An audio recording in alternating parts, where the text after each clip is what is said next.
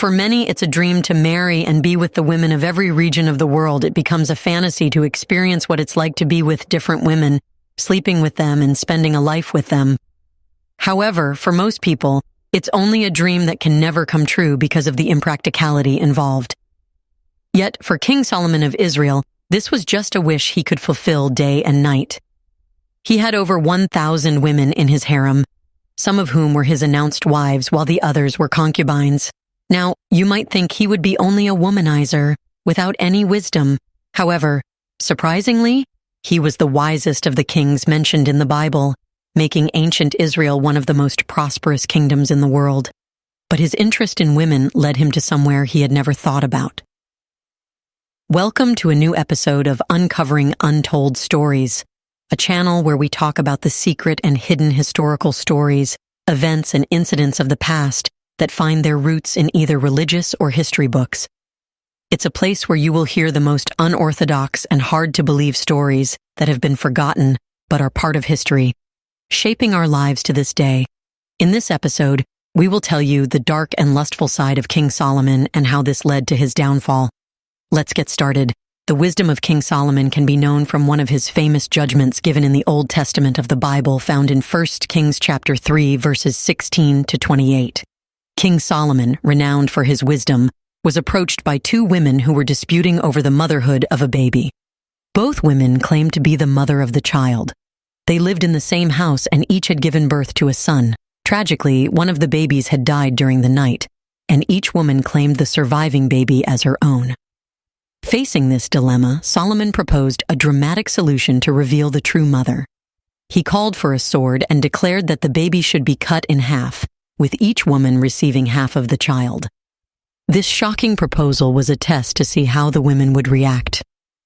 One woman immediately agreed to the proposal, saying that if she couldn't have the baby, then neither should the other woman. However, the other woman, who was the true mother, pleaded with Solomon to give the baby to the other woman instead of killing it. She was willing to give up her claim to save the baby's life. Recognizing the genuine love and compassion of the second woman, Solomon declared her the true mother and gave her the baby. But he had a dark side. To understand that, let's go back a little and know the whole story starting from his birth. In the ancient city of Jerusalem, around 990 BC, a new prince was born. His name was Solomon, meaning peaceful, and friend of God. Solomon was conceived from the relationship between Bathsheba and King David, the brave shepherd who defeated Goliath.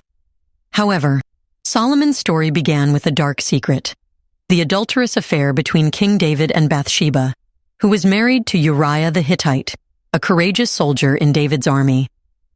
In a desperate attempt to conceal his sin, David sent Uriah to war, ordering the other soldiers to leave him unprotected on the battlefield. As expected, Uriah met his death in combat, but God's eyes were not blind to David's actions. The death of David and Bathsheba's first son was seen as divine judgment, a punishment for their adultery. In this sorrow and repentance, God showed mercy. He forgave King David, and from that reconciliation, Solomon was born, a peace offering between heaven and earth. The young prince grew up under the guidance of a wise man, the prophet Nathan. While King David managed the affairs of the kingdom, Nathan became Solomon's mentor, shaping his mind and spirit with profound teachings and divine revelations. Nathan, with his penetrating gaze and calm voice, saw an extraordinary destiny in Solomon. Nathan began to make a bold plan. He knew that Solomon was not David's firstborn, and that older brothers might claim the throne. Nathan also harbored a dark secret. He knew the full story of the adultery between David and Bathsheba. With cunning and determination, Nathan decided to use this knowledge to his advantage. In private audiences with King David, Nathan planted the idea that Solomon was destined to be the heir to the throne. Through carefully chosen words and prophetic visions, Nathan convinced the monarch that choosing Solomon was God's will. Solomon's rise to power and his early reign were shaped by a series of pivotal moments and strategic decisions that would define his legacy as one of Israel's most renowned kings. Born under the looming threat of potential usurpation, Solomon, at just 15 years old, faced the daunting task of securing his authority during internal strife and external challenges. David, Solomon's father and the revered king of Israel, foresaw in his youngest son the promise of a glorious future. As David's health declined and death approached, he mustered the strength to officially declare Solomon as his rightful successor. This declaration, however, came with a stark warning. David knew the political landscape well enough to caution Solomon about the lurking threats from within his own court, potential enemies who could conspire against the young king. Solomon, wise beyond his years, took his father's warnings seriously. He initiated a calculated purge to consolidate his power. His first target was Joab, David's longtime chief general who had previously supported Adonijah's bid for the throne, posing a direct challenge to Solomon's legitimacy.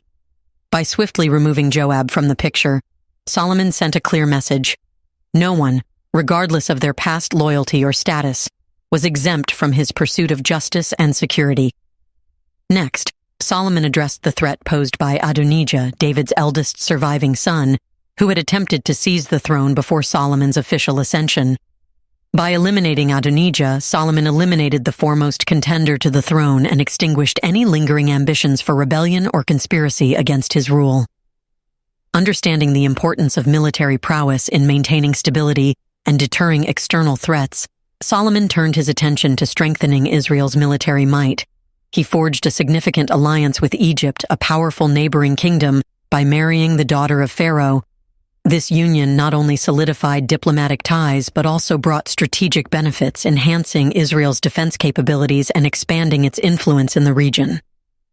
However, Solomon's strategic marriages with foreign princesses, including the Egyptian princess, would later pose challenges of their own.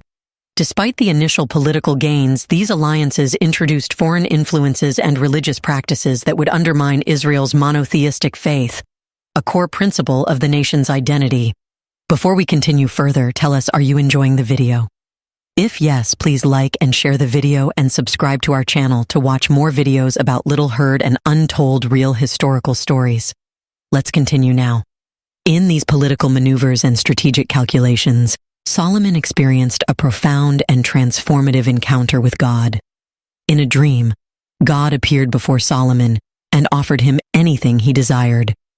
Instead of requesting wealth, long life, or power over his enemies, Solomon humbly asked for a discerning heart to govern God's people wisely and fairly. God, pleased with Solomon's humility and sincere desire for wisdom, granted his request, promising him unparalleled wisdom and discernment. This divine gift of wisdom became the cornerstone of Solomon's reign. Empowered by God's blessing, Solomon's reputation for wisdom spread far and wide.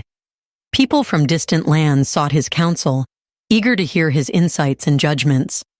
Solomon's court became a beacon of justice, compassion, and unparalleled understanding, setting a standard for wise governance that would be remembered throughout history.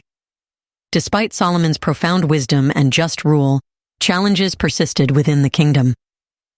One significant issue was the continuation of ancient traditions where sacrifices were offered at high places, makeshift altars under the open sky, as no temple dedicated to Jehovah had yet been constructed. Solomon recognized the need to establish a permanent place of worship that would centralize the religious practices of Israel and solidify their identity as God's chosen people. To fulfill this vision, Solomon embarked on a strategic mission to forge an alliance with Hiram, the king of Tyre.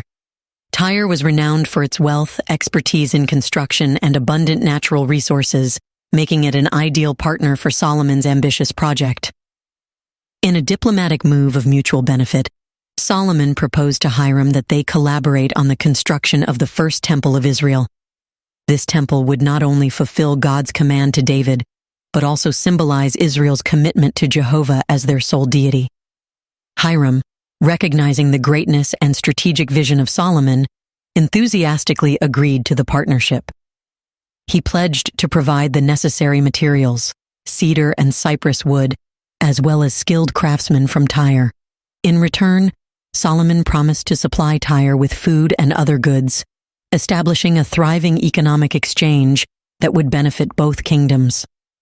Solomon's reign as king of Israel marked a period of unparalleled prosperity and cultural advancement, largely defined by two monumental projects: the construction of the Jerusalem temple and his own opulent palace. These architectural projects not only transformed the physical landscape of Jerusalem but also solidified Solomon's reputation as a wise and powerful ruler whose influence extended far beyond his kingdom's borders. Solomon's accomplishments did not go unnoticed beyond the borders of Israel. His renown for wisdom and wealth spread throughout the known world, attracting the attention of foreign dignitaries and monarchs who sought alliances and trade with the prosperous kingdom. Among these admirers was the Queen of Sheba, renowned for her own wealth and influence, who embarked on a remarkable journey to Jerusalem to witness Solomon's legendary wisdom firsthand. The meeting between Solomon and the Queen of Sheba was a momentous occasion, marked by intellectual exchanges and demonstrations of wisdom. Intrigued by tales of Solomon's unparalleled intellect, the Queen posed challenging questions to test his wisdom. Solomon, guided by divine insight, answered each inquiry with phenomenal clarity and depth, leaving the Queen in awe of his wisdom and insight.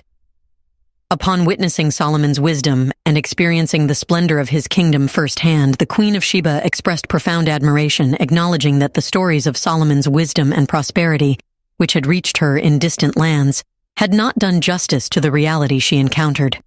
She declared, "It is true what I heard in my land about your affairs and wisdom, but I did not believe it until I came, and my eyes have seen that not even half was told to me.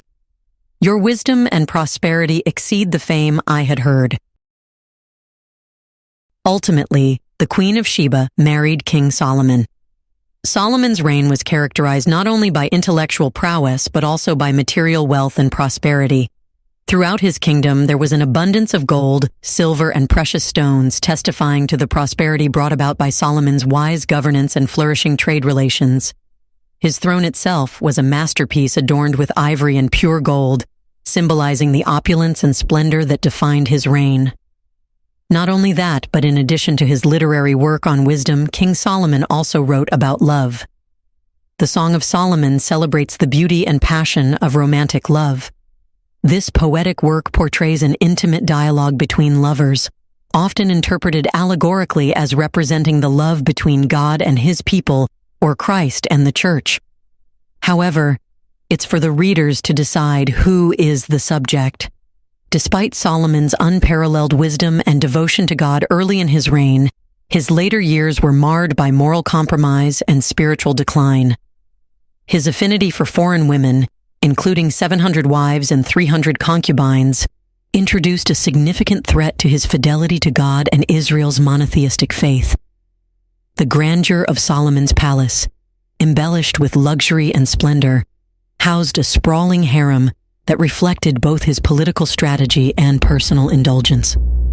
These women from diverse backgrounds and cultures exerted influence over Solomon that extended beyond politics into matters of faith and worship.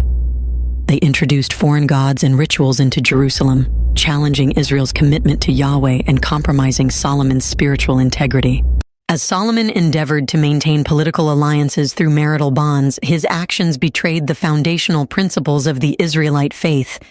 He began constructing altars and temples dedicated to pagan deities like Ashtoreth, Milcom, and Molech, practices explicitly forbidden by Yahweh's covenant with Israel. This departure from monotheism not only undermined Solomon's legacy as a wise and faithful king, but also eroded the spiritual unity and moral fiber of the nation he was entrusted to lead. The turning point in Solomon's spiritual decline came with his gradual acceptance and even participation in the worship of foreign gods. However, Solomon did not realize that because he was deeply interested in women. In response to Solomon's disobedience, God, in his righteous displeasure, confronted the king through a prophetic warning. The repercussions were dire. The kingdom of Israel, painstakingly built and unified under Solomon's reign, would be torn apart. God declared that after Solomon's death, the kingdom would be divided and given to one of his subordinates, Jeroboam, who was secretly guided by the prophet Ahijah. In Ecclesiastes, Solomon's introspective writings reveal the emptiness he felt in pursuing earthly pleasures and the vanity of human endeavors divorced from God's purpose. His famous refrain, "Meaningless, meaningless, everything is meaningless," reflects the profound disillusionment he experienced after straying from God's path.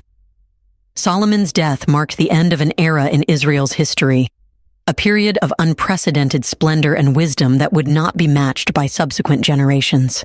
His son, Rehoboam, inherited a kingdom already showing signs of division and discord, a consequence of Solomon's moral compromises and idolatrous practices. God was angered by Solomon because his heart had turned away from the Lord, the God of Israel. Despite appearing to Solomon twice and commanding him not to follow other gods, Solomon disobeyed. This direct defiance was especially serious given Solomon's unique relationship with God. Because of Solomon's actions, God declared he would tear the kingdom away from Solomon and give it to one of his servants. However, out of respect for David, Solomon's father, this division would not occur during Solomon's lifetime but during his son's reign. God also promised to leave one tribe for Solomon's son for the sake of David and Jerusalem, the city God had chosen. What do you think? Was King Solomon's interest in women became the reason for his downfall? Should he be judged for his womanizing nature? In the comments section right below, share your thoughts on the fact that back in those days, it was normal to have many wives and concubines. Do you want to watch more videos like this one? If yes, subscribe to our channel and press the bell icon next to it. We bring videos on stories that might sound controversial, mysterious, and shocking, but are real and have roots in religious and history books. Thanks for watching, and until the next video, stay tuned.